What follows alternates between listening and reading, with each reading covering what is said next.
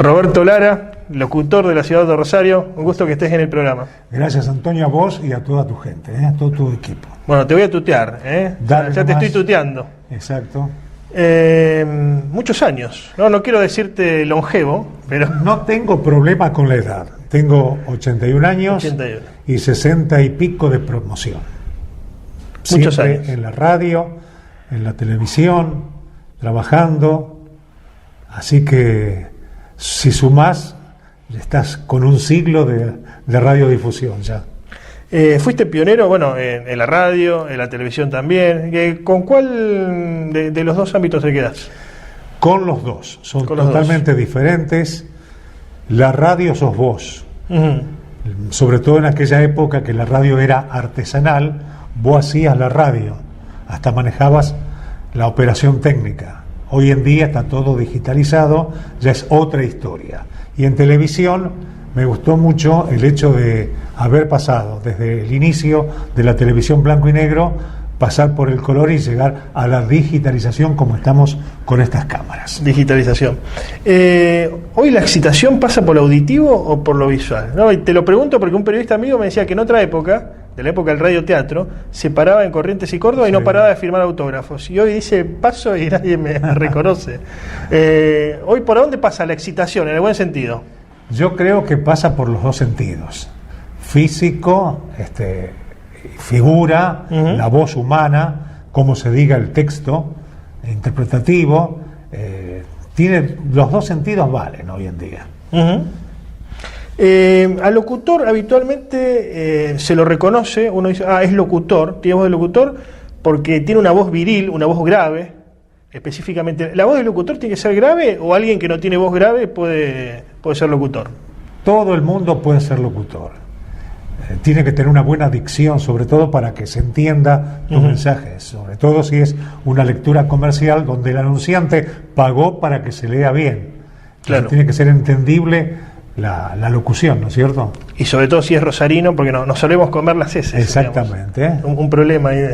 Pero yo nací en Wilray, así que me salvo de comerme las heces. Estuviste por Puerto Madryn, muy lejos. En el año 1963 inauguramos LU17, Uh-huh. Radio Golfo Nuevo Puerto Madryn Chubut, junto a profesionales de la zona, del Chubut, y estando en Buenos Aires, terminando el ISER 1962, me recibo de locutor y estando haciendo reemplazos en Radio El Mundo y en Radio Mitre, prefiero ser locutor estable de una radio que se instalaba Uh-huh. en el 63, un 28 de julio de ese año, en Puerto Madryn, Chubut. Fue prácticamente una cruzada colonizadora esa. Fue una cruzada, como vos decís, colonizadora, y también armar la radio. Uh-huh. Porque yo fui como locutor, pero terminé armando las tandas, separando los comerciales, haciendo todo lo que se refiere a la radio en sí. En otra época tenía varios locutores, jefe de locutores, digamos, toda una estructura, porque se leían los avisos en vivo. Exactamente, leía el locutor habilitado, venía gente a conducir programas, había directores artísticos y el jefe de locutores primordialmente para armar los turnos y reemplazar cada vez que faltara algún locutor, ¿no?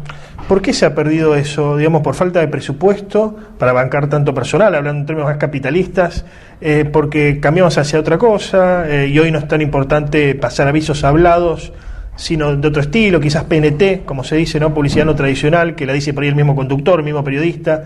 ¿Por qué? Yo creo que fue por falta de presupuestos. Falta de presupuestos. En aquel tiempo eran 2 locutores de turno, se trabajaba 6 horas con 2 media horas de descanso, así que efectivamente eran 4 horas y media de efectiva frente al micrófono, 2 horas se descansaba media, 2 horas se descansaba media. O podías arreglar con la empresa, hacer 5 horas corridas y te retirabas del turno. Hoy en día ya son 8 horas de trabajo. Claro, incluso las radios competían por los locutores, ¿no? Algunos tenían más llegada, otros menos llegada. Cada emisora tenía su plantel de locutores estables y la gente, el oyente, identificaba cada radio por las voces que se escuchaban, ¿no es cierto? Claro. Yo fui claro. del plantel del ET8 en la tercera etapa de la radio. Estuviste aquí en los inicios de la televisión rosarina. Coméntanos un poco más al En respecto. 1965 inauguramos LT84, Televisión Canal 5, el canal de Rosario, con un eslogan que decía: a orillas del Paraná, y teniendo como marco el monumento a la bandera, transmite Canal 5, el canal de Rosario. Así fue. Cronológicamente viene primero Canal 3, después Canal 5. No, primero Canal 5. Ah, primero Canal 5. Al año siguiente, un 20 de junio, se inaugura. Ahí fue, claro, estaba confundido. Y bueno, ¿y cómo eran esos inicios de la televisión? Porque estaba todo por hacerse. Y muy improvisado, no había antenas para lograr captar esa transmisión, así que eran palos de escoba, se pelaba un cable, se ponía 2 puntitas en cada extremo del palo de escoba y esa era la antena, porque no había antenas para la venta, ¿no? Claro. Se fue muy primitivo. Pero por ahí tenías la teleaudiencia y la audiencia cautiva, digamos, ¿no? Recuerdo que me comentaban que en su momento Evaristo Monti llegó a tener el 75% de la audiencia cautiva de Rosario. Exactamente. Hoy sería imposible eso. No. Hoy conformarte con 10 puntos de rating ya está bien. Claro. ¿Y cuánto llegaste a tener en tus mejores momentos de audiencia? Yo era locutor comercial. Locutor comercial. Sí, hice algunos programas con Ercilio Pedro Serra, Alicia Aller, y llegué a intervenir un poco en el Clan como locutor comercial, ¿no? Siempre como locutor comercial. Siempre como locutor comercial. No fui más famoso porque yo no vendo publicidad. Claro. El locutor que llega a triunfar en la radio y en la televisión es porque es una agencia de publicidad. Bien. Y puede costearse las audiencias y los programas. ¿Son actividades contradictorias ser locutor y buen vendedor un buen locutor y buen vendedor de publicidad? Es otra carrera. Es de promotor publicitario, se estudia en la facultad con 3 años de cursado, ¿no? Ahí te recibís de promotor publicitario. Claro. Yo vengo de la época que Rosario tenía grandes agencias de publicidad que se movían no solo en la región de Rosario, sino a nivel país. Por ejemplo, Amargo Obrero, vos ibas a las cataratas y en la carta del menú de un restaurante figuraba Amargo Obrero y abajo decía Play Publicidad. Claro. Rosario.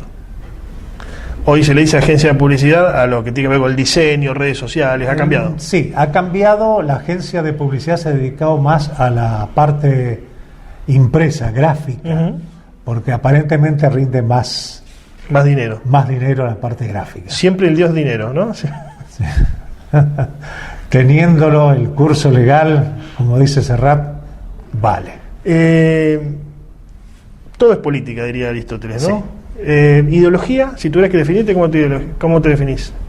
Libre, una persona libre de todos los partidos políticos. Libre pensador. Libre pensador. ¿Por qué? Porque cuando iniciamos la radio tuvimos varios partidos políticos, ¿no?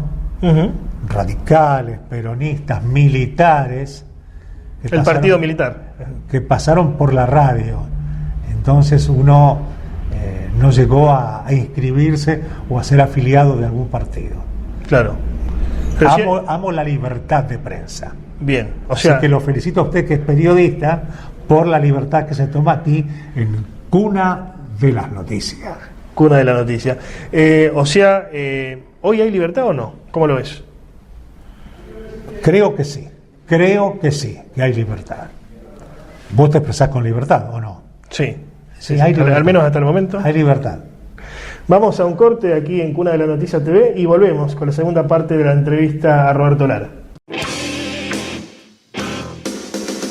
Cunadelanoticia.com, donde nace la información, siempre junto a vos, contándote lo que pasa en Rosario y la región. Cunadelanoticia.com.